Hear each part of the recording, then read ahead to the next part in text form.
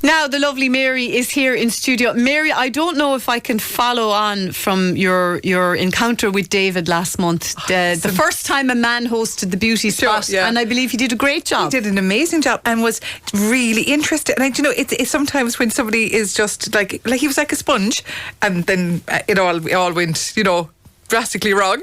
I know you tried putting something on his lips. Is that right? Yeah, it was to kind of just show how your lips can be made bigger. But you see, I suppose you and I would know it goes on, just once, but there was a couple of applications which lend its way to quite a reaction. But he was very good fun. Absolutely, no better man. Well, you're back to me this month. For better or for worse. And we might actually start this month with some questions. Excellent. We've got a good few in for you already. And again, reminding listeners, if you have a beauty or skincare question for our expert Mary, send them in to us now, 083 300 3300. Now, this one came in from a lady called June. She says, will you please ask Mary where to put blusher? I've heard so many different conflicting bits of advice. Also, if you're using blusher and bronzer, how do you avoid putting them on the same part of your face? Yeah. So that's a two-pronged question. And it's an absolutely fantastic question, because what my answer always would have been is in the apples of your cheeks for blusher. And now it's changed. So there's a kind of a three-step now, is that you have your bronzer, your blusher and your highlighter.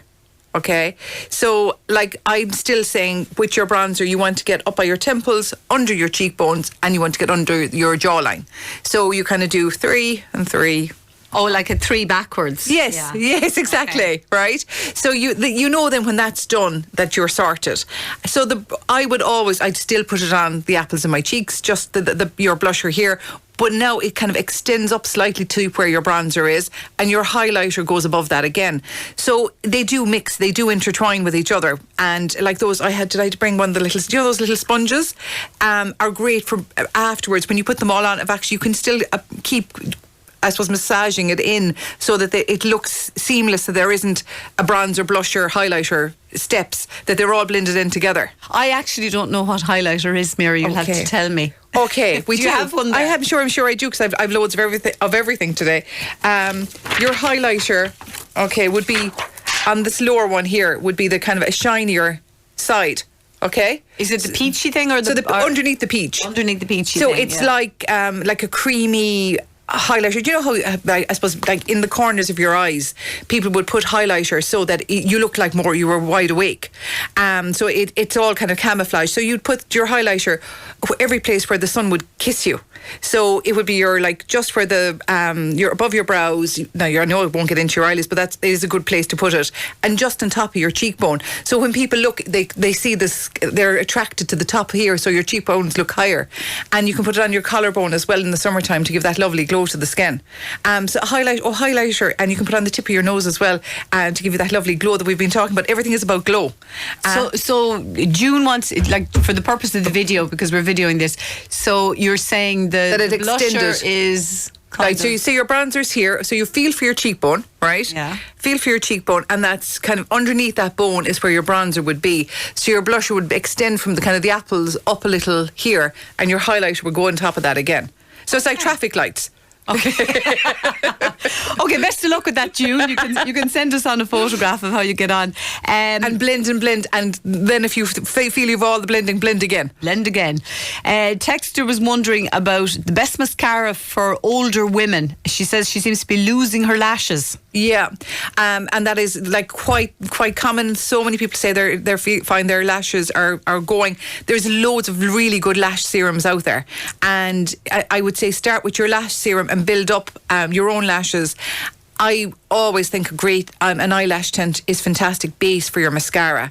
And then if you're finding that your eyes are more sensitive, go for it. I would say a better brand. Rimmel have brought out, it's a Bond mascara. It has a serum with the mascara, and it's very good. So it's called the new Bond, but it's James Bond, but it has the serum in the mascara. So Really? yeah, and it's an excellent one. I think I had it on recently, and it's very good. As in, you're having your serum and your mascara to stop you. You know, it's multitasking product, but I found that really good. But I find the serums are probably better if you're finding they're losing them more so than your mascara. Yeah, I think the problem with losing lashes sometimes is that when you're taking off your mascara at night, your eye makeup, is that you probably rub too hard. Yeah. It's the tendency. If you use one of the cheaper eye makeup removers, you rub too hard and then you're taking off your lashes as well. Yeah. So, and what I have gone from, I think we both would love we've gone to events, we both love the lashes because they really do open up your eyes, I think, as you get older. And I had found I got a little bit obsessed with it and I just couldn't stop getting it done. And then I found my own lashes were like from excessive having it done. So then I've now go for the lash lift. So the lash lift is it's like a perm for your lashes. So you get the lift and the tint and the whole lot, and it's great because it doesn't affect your own lashes. They grow away as normal, but you do have that more of a curl to your lash, and when you put on mascara, it goes on really well. But one piece of advice that they would say is don't use like with those waterproof mascaras, because the waterproof mascaras mean you're rubbing even more to get your mascara off at night time, so you're actually weakening your own lashes. So if you find they're a bit weak, avoid the ones that are going to stay on 24 hours. So in the beauticians, you can get a curl and a tint. Yeah, it's called a together. lash lift. Yeah, okay. And that wouldn't wash off when you're washing your hair. You get in the about shower. 12 weeks out of it. Oh, that's good. So it is kind of an alternative for people who love getting their lashes done and the false lashes, but find that they're just got too weak. Or even sometimes I would have found that they were, my eyes couldn't nearly hold the weight of them because I wanted them to be really full. So definitely the lash lift for me. And then if I had a big occasion come in, I would probably get the lashes done again. You know, are they kind of gone out though? They were all the go there for a while. These long camel-like lashes. Yeah, and like people saying, "You're there, your own," and you're kind of going, "Really?" Yeah, because I think if people notice them, then they're definitely not your own. Wrong, you know, because they're supposed to look as natural. Yeah, and I think there was a time there that either of us went, when we were going to loads of occasions at events, we both always had them on. You know, and everybody else at the events had them as well, but not anymore. Yeah, no, you still see them among the young girls though. Yes, they love their lashes. They love them. We'll move on to another question, and this is an age-old one, and it's kind of one of those debatable ones from a Kenmare listener. When you're testing the various foundation colours in a shop, should you test it on the back of your hand or on the palm side? No, I'd always go for my neck. Oh, really? Yeah. Yeah. I find your hands are a completely different colour to what your face would be. But if I'm going to test, hands, yeah. you know, they're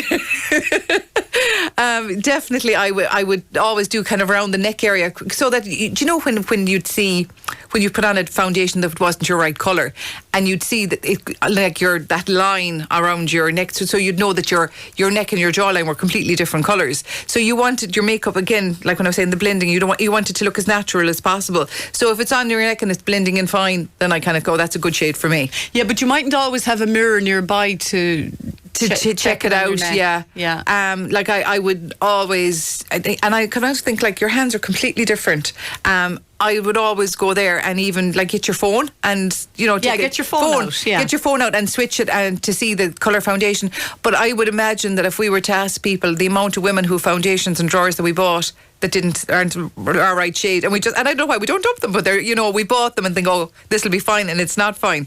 In fairness, they're very good in CH on the various counters to give you a little sample to take away and try yourself, and then if you like that colour, come back. And they have all, Chanel would always say that we should have two foundations, a lighter and a darker one, depending on the time of year. So when we're that little bit more of a colour in the summertime, that we could go a little bit more darker, and in the wintertime that we need to go lighter. So you can blend foundations. I'm a great woman for blending. Yeah, two different colours. Yeah, just to give just to give more coverage as I've got older. Yeah. Perfect. Okay. We've got a short break to take, Mary, but again, to remind people, if you have a beauty or skincare question, you can phone it through to the other Mary. Mary Murray's on the phones today, 06671236666. We're going to stay with beauty with Mary O'Donnell. More questions for her, and she'll be telling us about the new product launches as well. That's all to come.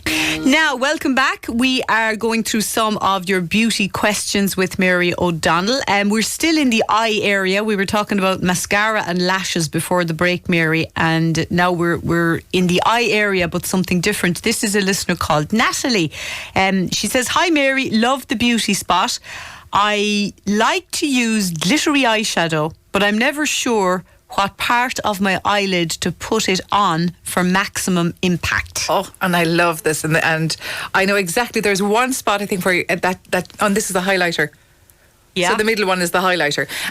If you want to go for those sparkly colours, you go for the middle of the eye, just in this section here, so that it's kind of above your for your lash and the start of your lid, right in the middle here. If you put a tiny little bit of glitter sparkle there, it really makes the eyes, pop. Yeah. And like, this is Mrs. Makeup. They're her, like, she's brought out a new palette and she has so many gorgeous. I mean, I'm like a magpie here. It's the lovely shimmery colours, and all you'd need is that little dot of it there in the centre, just to make the eyes sparkle. Sorry, show me, is that pink one in the middle? Yeah, so there you could put something like that, or even this one. Like, I'd probably go for that brownie, but it still has the shimmer in it. No, I probably wouldn't go for anything like this, but I would go for that just in here, like, and I would do it like only for if I was going somewhere, do you know? Yeah, you don't need sparkle. You don't need to be a glitter ball. No, definitely not. But isn't it so pretty? That's a lovely. That one is Mrs. Glam. Mrs. Glam is Mrs. Makeup. So years ago when I was on RTE, so was Mrs. Makeup. So she would have a different day to my day, and she's brought out her own products. But this is kind of her latest one. But she is very glam. She is definitely Mrs. Glam, and the products are just. That's a fabulous gorgeous palette. But it's a real multitasking one, because you have, like, you could go on holidays with this and you would need nada, because you have your bronzers, your blushers, your eye makeup and your highlighters all in one kit. All in one. Yeah. And that would pack very handy. And wouldn't it as well? I was thinking that, yeah. That's a great one. So hope that answers that for Natalie. Now we've a listener from Aunaskal who's 50, says she's noticed lately that her eyebrows aren't growing as fast as they used to. She says, "Why is this? I used to need to get them waxed about once every 6 weeks, and now once every 3 months would nearly do me." Oh, same boat. Absolute aging. Aging, yeah. And the serums that we were talking about for your lashes to make them grow and make them strong, you can use it on your brows as well. And now, like, one of the huge industries at the moment is actually getting your brows, like semi-permanently put back in. So you can get them filled in so that you have a fuller brow, and they last for ages. And is there anything else you can do? I mean, with a pencil, for example, can you fill them in a little bit? So I have two fabulous brow products from Urban Decay. I love Urban Decay. I love all their pencils. I think their pigment is really good. I find them really good for lasting. Like their palettes their palettes are always amazing. But they do great brow products. So do Benefit. So they, like, I'd always think Urban Decay, Benefit for kind of really good brow definition. But there's a lovely one here now. I would always say that when you have your brows done, I'd always, and again, this is only when you're going out, I would put it kind of a clear over it, just to say that they'd all stay in place, because I have found as you get older, they tend to go a little bit wilder as well. You know, those little strong little hairs that go everywhere. So you want every kind of thing to sit in place. So Urban Decay, fabulous pencils and brow, just like a liquid, just that you can put over, just to make them stay in place. Urban Decay or Benefit. Yeah. Okay. Good advice. And you know what? I think I saw an influencer or a beauty expert on Instagram one time, and they were saying if you can do nothing else in the morning, do your brows. Oh, yeah. Which kind of indicates how important it is to have good eyebrows. Because you can't neglect them. They really frame your whole face. Yeah. Now, I have Fifi brows done to mine. What's that? Right, so it's like, again, so it's like they're not my real brows, but they're, you know, they've been applied amazingly. It's like a tattoo nearly it's done with a very gentle blade that puts in the pigment into your own, and you get a couple of years out of them. Fifi brows. Fifi brows, yeah, I'm a Fifi brow person.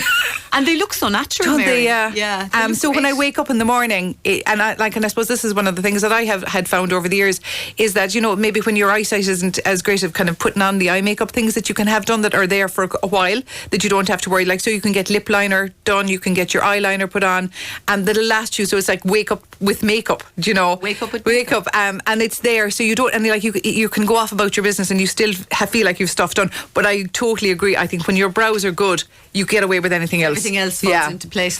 Listowel caller has a skincare question for you. wants to know, should you use a toner if your skin is mostly dry but a little oily on the forehead and chin? Okay, so this is where we talked before about the glow in your skin is like, it just seems to have taken over, and it's like Korean skincare is known for all about enhancing this beautiful glow to your skin.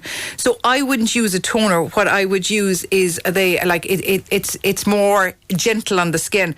So this is a new one from Clarins. So this is your multi-active, and it's all about enhancing the glow to your skin. So if your skin is dry, so you do your double cleanse, and then I would use this. So it's a lovely little.